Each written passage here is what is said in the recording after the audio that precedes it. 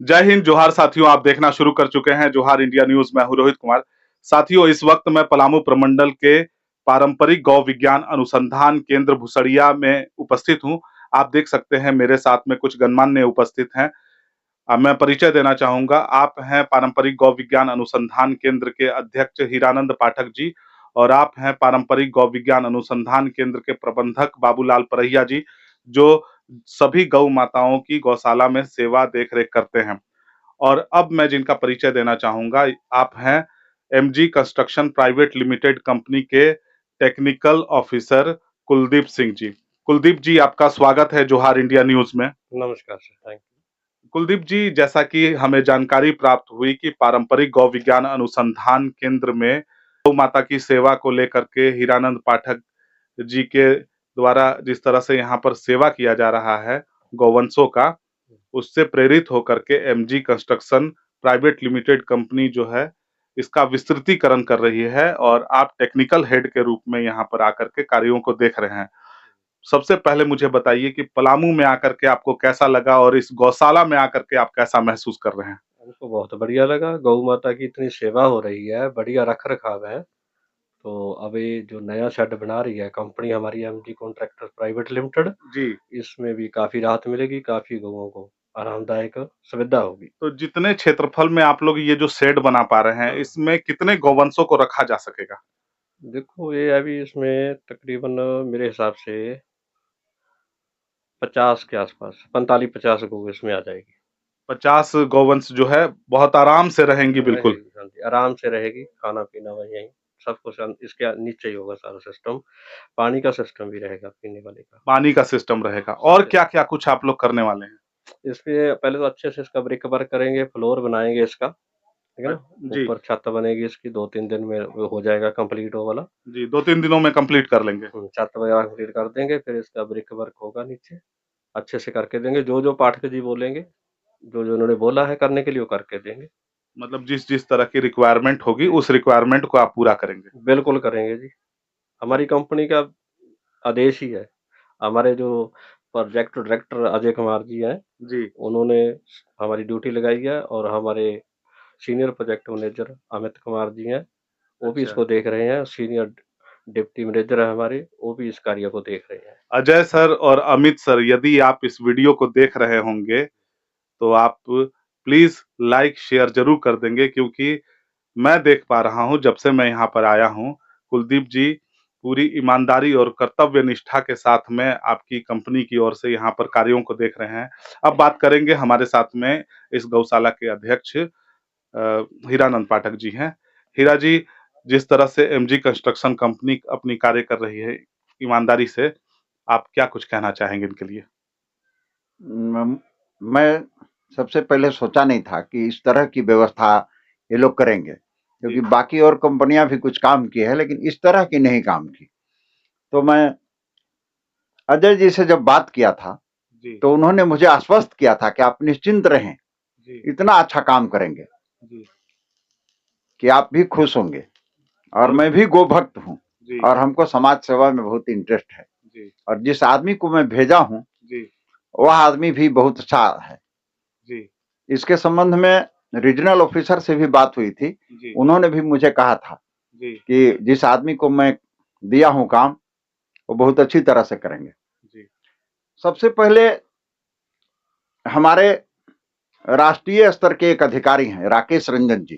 जी, राकेश रंजन जी का परिचय बहुत लोगों से है, चूंकि वो मीडिया से रिलेटेड है। बिल्कुल, हाँ, उनका अपना एक हाउस है, मीडिया हाउस, जी, न्यू मीडिया नेटवर्क। जी, तो उन्होंने किसी व्यक्ति को कहा था एनएचआई से रिलेटेड, जी, और उन लोगों ने भारत वाणिज्य और कुछ लोगों से कह करके इस तरह का काम आरंभ करवाए। इसके लिए सबसे पहले राकेश रंजन जी को धन्यवाद। मैं धन्यवाद देता हूं, चूंकि दिल्ली में गौशाला के लिए सतत प्रयत्नशील रहते हैं। जी, बिल्कुल, और डॉक्टर शांतनु अग्रहरी और वो दोनों जी, साथ में मिल करके जी, वहीं से बातचीत करते रहते हैं कि कैसे हो सकता है गौशाला के विकास के लिए क्या कर सकते हैं। जी, और उन्होंने एक फंड भी जनरेट कर दिया है, जी, जो उसमें थोड़ा बहुत पैसा आता है, और जिससे आप ये साफ सफाई देख रहे हैं, जी, बच्चों का जो बाल संस्कार केंद्र देख रहे हैं, जी, वो सब भी इसी के कारण है। जी, साथियों मैं बताना चाहूँगा कि बच्चों के लिए जो छोटे बच्चे होते हैं, उनकी शिक्षा, दीक्षा और रख-रखाव को लेकर के जो है बाल संस्कार केंद्र ये चला रहे हैं हीरानंद पाठक जी, इसी गौशाला के अंतर्गत और हम बच्चों से भी मिलवाएँगे, उनको भी दिखाएँगे आपको। बात करते हैं आइए अब इस गौशाला के प्रबंधक बाबूलाल परहिया जी से। बाबूलाल जी, इस व्यवस्था को देख कर के आप कितना खुश हैं? बहुत अच्छा हो गया। बहुत अच्छा हो गया। हाँ, ग गाय माताओं लोग के खाने-पीने की व्यवस्था बहुत अच्छी से हो जाएगी। अच्छा। हाँ। और क्या लगता है आप तो यहाँ वर्षों से यहाँ पर कार्य कर रहे हैं। आपको लगता था ना कि हमारे गौवंश हैं, गौ माता है जो हैं, वो कभी न कभी जो है कष्ट में और इस अभाव में रहते थे जो कि अब पूरा हो जाएगा।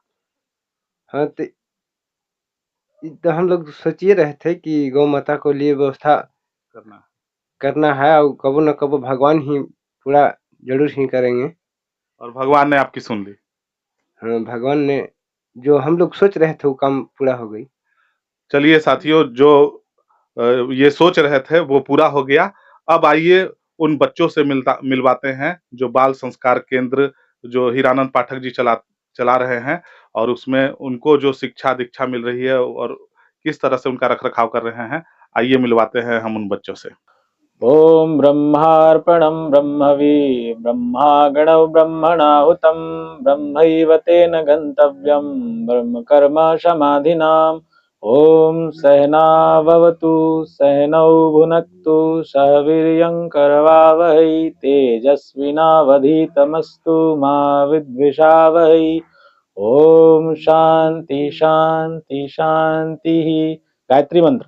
ॐ भूर्भुवः स्वः तत्सवितुर्वरेण्यं भर्गो देवस्य धीमहि धियो यो नः प्रचोदयात् ॐ भूर्भुवः स्वः तत्सवितुर्वरेण्यं भर्गो देवस्य धीमहि धियो यो नः प्रचोदयात् ॐ भूर्भुवः स्वः तत्सवितुर्वरेण्यं भर्गो देवस्य धीमहि धियो यो नः प्रचोदयात् ॐ शान्ति शान्ति शान्ति।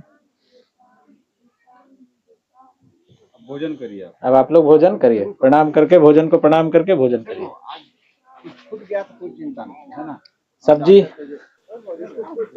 साथियों अब मैं बात करने जा रहा हूँ विश्वजीत पाठक जी से जो हाँ कि जी। गौ सेवक भी हैं और समाज सेवा में हमेशा तत्पर रहते हैं। विश्वजीत जी आप बताइए कि आज का क्या कार्यक्रम जो है आप लोगों ने तय किया और किस तरह से इन बच्चों को आप लोग देख रेख कर रहे हैं। जैसा कि मैं देख पा रहा था कि आप भोजन करवा रहे हैं, भोजन मंत्र पढ़ा गया, किस तरह का यह कार्यक्रम है? बहुत बहुत धन्यवाद रोहित भैया। सबसे पहले तो मैं आपके सभी दर्शकों को अपने तरफ से बहुत बहुत नमस्कार करता हूं और सबको जय गौ माता। आज जैसा कि हमारे भुसड़िया स्थित ये जो गौशाला है हमारी पारंपरिक विज्ञान अनुसंधान केंद्र, इसके माध्यम से हमारे जो संचालक है हमारे बड़े चाचा श्री हीरानंद पाठक जी, हमारे बड़े भाई राकेश रंजन जी, इन सबों ने एक परिकल्पना की है कि हम बच्चों को संस्कारित करेंगे। हम बच्चों को उनके जो हमारे जो सनातन के जो मूल आधार हैं, उसका मूल केंद्र कहीं ना कहीं हमारे सनातन परंपरा है, उसके संस्कार हैं। तो बच्चों के जीवन में संस्कार आधारित शिक्षा जब होगी तो बच्चे देश के सभ्य और सुशिक्षित नागरिक भी बनेंगे और देश के प्रति हमेशा कर्तव्यनिष्ठ भी रहेंगे। तो इसी परिकल्पना के साथ छोटे छोटे बच्चों को आप देख रहे हैं कि सभी बच्चे गौशाला के इस केंद्र संस्कारशाला केंद्र से जुड़े हैं और सभी आसपास के ग्रामीण बच्चे हैं जो यहाँ प्रिमिटिव ट्राइब्स करके खास करके विशेष रूप से बच्चे हैं जिनको यहाँ पे संस्कार की शिक्षा भी दी जा रही है और इनको बताया जा रहा है कि हम अपने जीवन को किस प्रकार से अच्छे तरीके से आगे बढ़ा सकते हैं, हम किस प्रकार से अपने जीवन में गाय को शामिल कर सकते हैं, हम अपने जीवन में किस प्रकार से संस्कार को शामिल कर सकते हैं, अपने राष्ट्रीय मूल्यों को शामिल कर सकते हैं और हम किस प्रकार से एक देश को सही दिशा में ले जाने के लिए हम अपने बच्चों को किस प्रकार तैयार कर सकते हैं। इसी सोच और इसी परिकल्पना के साथ ये कार्य प्रारंभ किया गया है। मैं गौ माता के भविष्य के लिए सदैव चिंतित रहता हूँ। ऐसे गौ माता अपने आप में सक्षम है सब कुछ करने के लिए, मैं सोचा कि आखिर यह गौशाला जो है एक दिन जब खड़ा हो तो इसको संचालित कौन करेगा भविष्य में। इसलिए हमने बच्चों को, स्थानीय बच्चों को गौशाला से जोड़ने के प्रयास के लिए एक कड़ी के रूप में गांव के बच्चों को जुटाया, ताकि वो लोग गाय के प्रति शुरू से, धरती माता और गौ माता के प्रति शुरू से सजग रहें और इसको समझें। क्योंकि हमारे पूजा पाठ में गोबर और मिट्टी को रख के पूजा किया जाता है। इसका मतलब ही है कि गोबर और मिट्टी का मिलना जरूरी है, नहीं तो यह धरती बंजर हो जाएगी और हमको जो मिल रहा है और कभी नहीं मिल पाएगा। आज तक बड़ी से बड़ी मशीनों के द्वारा गेहूं का एक दाना नहीं बनाया जा सकता है और न एक अमरूद का फल बनाया जा सकता है, न एक पपीता का। इसलिए धरती माता से ही सब कुछ मिलता है, तो इसको बचाने के लिए गौ माता को बचाना बहुत जरूरी है। दोनों का अन्योन्याश्रय संबंध है। इसको हम लोग धार्मिक कृत्यों में किए जाने वाले गोबर और मिट्टी की पूजा को हम समझ नहीं सके। मैं शुरू से बच्चों को बताना चाहता हूं कि हमारे बच्चे जो हैं शुरू से धरती माता और गौ माता के प्रति जुड़े। यह कोई फॉर्मल स्कूल नहीं है। यहाँ हम बताएंगे परंपरागत तरीका से हमारे देश में क्या होता था और हम क्यों सुखी थे। आज हम, पैसा बहुत हो गया सबके पास, लेकिन उतना ही तनावग्रस्त है। प्रत्येक व्यक्ति तनावग्रस्त है, क्योंकि उनको जो भोजन मिल रहा है वह उसी तरह का है। तो हमें यही सब सोच करके कि प्रकृति से कैसे जोड़ा जाए गौ माता को और उनकी सेवा को किस तरह से ऐसा गांव-गांव में ले जाया जाए कि उनको लोग उनके प्रति आकर्षित हों और अपने घर में गाय रख सके। और यह बच्चों के और महिलाओं के माध्यम से ही संभव होगा। इसलिए मैंने यहाँ 20 लोगों को प्रशिक्षित किया है और आसपास के लोग यहाँ आते हैं, काम करते हैं, सीखते हैं। जय गौ माता, जय गोपाल। तो साथियों, आप सुन रहे थे पारंपरिक गौ विज्ञान अनुसंधान केंद्र के अध्यक्ष श्री हीरानंद पाठक जी को, और उन्होंने बताया कि किस तरह से वो प्रकृति और मनुष्य के बीच में आपसी सामंजस्य को स्थापित करने के लिए इस तरह के कार्य कर रहे हैं। इसी तरह के तमाम लोगों से आपको मिलवाते रहेंगे। तब तक आप देखते रहिए जोहार इंडिया न्यूज। जय हिंद, जय संविधान, जोहार।